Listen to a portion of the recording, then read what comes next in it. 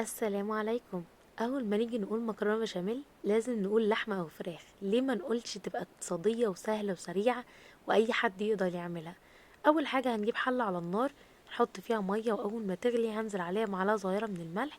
بعد كده هنزل عليها بنص كيلو من المكرونه الاسباجيتي، اقلبها تقلبتين واسيبها على النار لغايه ما تستوي.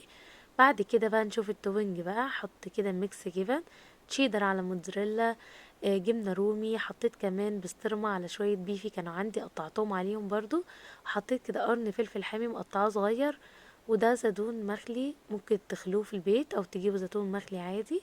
بعد كده جبت حلة حطيت فيها معلقتين كبار من السمنة، اول ما دابوا نزلت عليهم معلقتين كبار من الدقيق، قلبتهم كويس جدا، وبعد كده نزلت عليهم بكيلو من الحليب.